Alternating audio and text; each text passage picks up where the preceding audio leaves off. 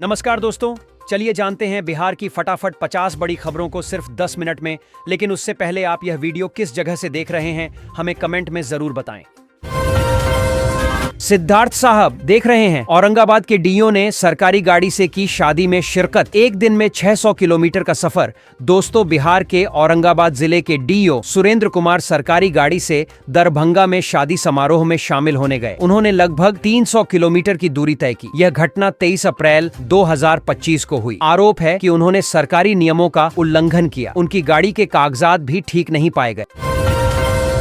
1 मई से बदल जाएगा हाजिरी लगाने का नियम। 30 सरकारी स्कूलों पर पहले होगा लागू। दोस्तों, बिहार के 30 सरकारी स्कूलों में 1 मई से हाजिरी लगाने का नया नियम लागू होगा। शिक्षा विभाग द्वारा ऑनलाइन उपस्थिति दर्ज की जाएगी, जिसके लिए विद्यालयों को टैबलेट दिए गए हैं। यह सॉफ्टवेयर मध्याह्न भोजन खाने वाले बच्चों की संख्या भी बताएगा। डिजिटल शिक्षा को बढ़ावा देने के लिए डिजिटल लाइब्रेरी भी स्थापित की जाएगी। शिक्षा विभाग के अपर मुख्य सचिव डॉ. एस. सिद्धार्थ ने यह जानकारी दी। होम लोन की EMI करना चाहते हैं कम? अपनाएं ये 5 तरीके। देखें पूरी डिटेल्स दोस्तों। अगर आप भी घर खरीदने के लिए होम लोन का सहारा ले रहे हैं, ये आर्टिकल आपके लिए काम का होने वाला है। आज हम ऐसी तरीकों के बारे में बात करेंगे जिनसे होम लोन EMI कम करने में मदद मिलती है। इनमें प्रीपेमेंट, अच्छा क्रेडिट स्कोर, अलग अलग होम की तुलना, रिफाइनेंस का ऑप्शन इत्यादि शामिल है। पटना से जयनगर के बीच हाई स्पीड चलेगी नमो भारत ट्रेन। मात्र 5.5 घंटे में यात्री तय करेंगे सफर। दोस्तों, बिहार पटना से जयनगर के बीच नमो भारत हाई स्पीड ट्रेन चलेगी। अब यात्री मात्र 5.5 घंटे में पटना से जयनगर का सफर तय करेंगे। हालांकि अभी इस ट्रेन के समय सारणी की विधिवत घोषणा रेलवे की ओर से करना बाकी है। बिहार की पहली नमो भारत ट्रेन जयनगर से पटना के बीच समस्तीपुर होते हुए दी गई है। यह ट्रेन फिलहाल 5:30 में पटना का सफर तय करेगी। संभावित समय सारणी में यह ट्रेन जयनगर से सुबह 5 बजे रवाना होगी। इसमें समस्तीपुर 7:25 में यह ट्रेन पहुंचेगी, जबकि पटना स्टेशन के पहुंचने का समय 10:30 के आसपास है। वहीं वापसी में संभावित समय सारणी में पटना से यह ट्रेन शाम में 6:05 में खुलेगी।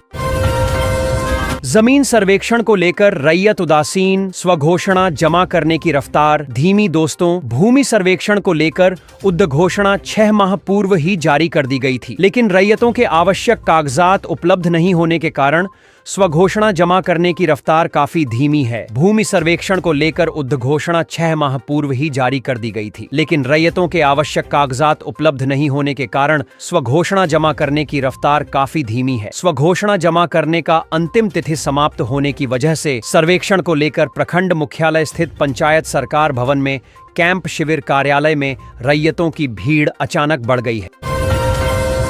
70% से ज्यादा लोड, 30% से ज्यादा लाइन लॉस पर ये कर्मचारी होंगे। बर्खास्त ऊर्जा मंत्री ने दिया आदेश। दोस्तों, ऊर्जा मंत्री ने कहा कि काम में रुचि नहीं लेने वाले सहायक अभियंता और अधिशासी अभियंता पर कार्रवाई की जाए। मुख्य अभियंता और अधीक्षण अभियंता की भी जिम्मेदारी तय की जाए। जहां ट्रांसफार्मर पर 70% से ज्यादा लोड और 30% से ज्यादा लाइन लॉस वाले इलाकों में संविदा कर्मचारियों को बर्खास्त करने के आदेश ऊर्जा मंत्री A.K. शर्मा ने दिए हैं। उन्होंने कहा है कि ऐसी जगहों पर नियमित कर्मचारियों पर भी कठोर कार्रवाई की जाए।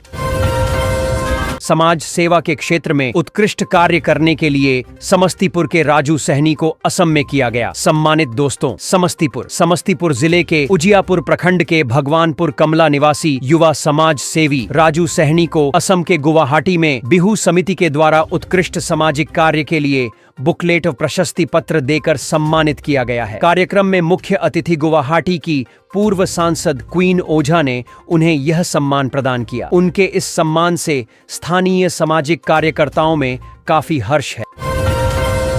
दरभंगा मेट्रो निर्माण की हलचल तेज। पहले कॉरिडोर में बनेंगे 12 स्टेशन, इन जगहों पर बनेगा अंडरग्राउंड। दोस्तों, दरभंगा मेट्रो निर्माण में अब तेजी आने की संभावना दिखने लगी है। बैठकों का दौर जारी है। पहले कॉरिडोर में 12 स्टेशन बनेंगे, कहां अंडरग्राउंड स्टेशन बनेंगे, इस पर डीएम ने सुझाव दिया है। दरभंगा मेट्रो रेल निर्माण में थोड़ी तेजी अब दिखने लगी है। मेट्रो रेल निर्माण कंपनी और के अधिकारियों की बैठक डीएम राजीव रोशन के साथ हुई, जिसमें भीड़च भाडेच वाले इलाके में मेट्रो निर्माण से जुड़े मुद्दों पर चर्चा की गई। इस बैठक में अधिकारियों ने तय किया कि ललित नारायण मिथिला विश्वविद्यालय से गई बड़ी खुशखबरी, पीएम किसान योजना की 20वीं किस्त तिथि जारी। दोस्तों, पीएम किसान की 20वीं किस्त का जो किसान इंतजार कर रहे हैं, उन किसानों का यह इंतजार बस कुछ दिनों का ही बाकी रहने वाला है। लेकिन वर्तमान समय में आप सभी लाभार्थी किसानों के लिए एक न्यू अपडेट सामने निकल कर आ रहा है। यदि आप सभी किसानों को पीएम किसान योजना का लाभ मिलता है तो फिर आप इस न्यू अपडेट के बारे में जरूर जान लें।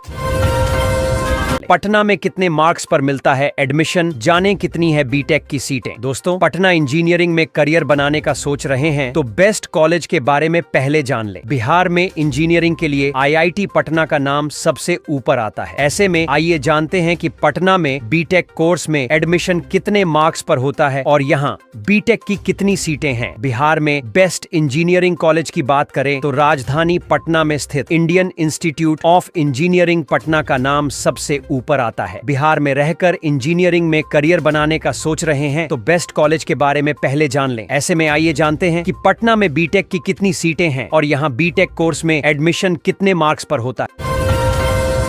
आनंद विहार जोगबनी के बीच चलेगी स्पेशल ट्रेन। देखें पूरा टाइम टेबल। दोस्तों, रेलवे प्रशासन ने गर्मी में यात्रियों की भीड़ को देखते हुए आनंद विहार टर्मिनल से जोगबनी के लिए विशेष ट्रेन 04094004093 चलाने का फैसला किया है। यह ट्रेन 24 अप्रैल से 10 जुलाई तक आनंद विहार से और 26 अप्रैल से 12 जुलाई तक जोगबनी से चलेगी। इसमें सामान्य और शयनयान श्रेणी के कोच होंगे।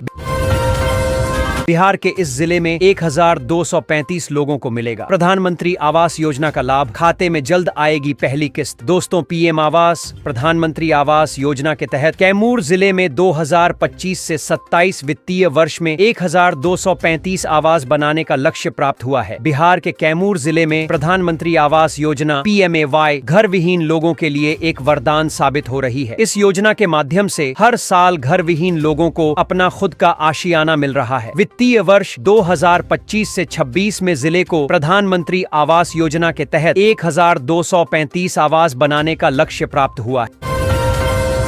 एलपीजी सिलेंडर पर 300 रुपए की सब्सिडी मिलनी शुरू। ऐसे चेक करें अपना स्टेटस। LPG gas subsidy. दोस्तों, इन दिनों हर चीज महंगी होती जा रही है, चाहे सब्जी हो, दूध हो या गैस सिलेंडर। हर महीने जब एलपीजी सिलेंडर का बिल देखो तो टेंशन हो जाती है। लेकिन अब सरकार ने आम लोगों को राहत देने के लिए 300 रुपए तक की सब्सिडी देना शुरू कर दिया है। अगर आपके पास उज्ज्वला योजना या किसी सरकारी स्कीम के तहत गैस कनेक्शन है तो यह जानकारी आपके लिए बहुत काम की है।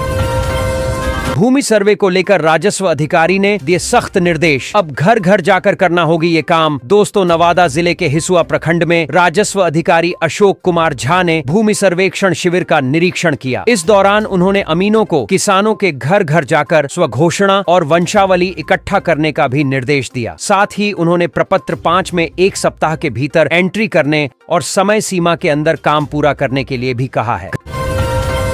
घर की छत पर लगवाएं सोलर पैनल, नए आवेदन शुरू। दोस्तों, क्या आप बिजली संबंधी समस्याओं से परेशान हैं? क्या आप अपने बिजली बिल को कम करना चाहते हैं और साथ ही पर्यावरण संरक्षण में भी योगदान देना चाहते हैं? यदि हाँ, तो केंद्र सरकार द्वारा शुरू की गई सोलर रूफटॉप सब्सिडी योजना आपके लिए एक वरदान साबित हो सकती है। यह योजना न केवल आपके बिजली के खर्च को कम करने में मदद करेगी, बल्कि आपको दीर्घकालिक समय तक बिजली की समस्या से मुक्ति दिलाएगी और साथ ही स्वच्छ ऊर्जा के उपयोग को बढ़ावा देगी। पटना एयरपोर्ट को लेकर नया नियम आया सामने, नहीं मानने पर लगेगा भारी जुर्माना। दोस्तों, पटना एयरपोर्ट के आसपास लेजर लाइट का उपयोग प्रतिबंधित कर दिया गया है। शादी और अन्य समारोह में डीजे बजाने के लिए थाने से अनुमति लेनी होगी और लाइट हवाई अड्डा तक नहीं पहुंचनी चाहिए। एसएसपी ने थानेदारों और एसडीपीओ को निर्देश दिए हैं। रात 10 बजे के बाद डीजे नहीं बजाने की शपथ ली गई है। नियम नहीं मानने पर एक्शन होगा।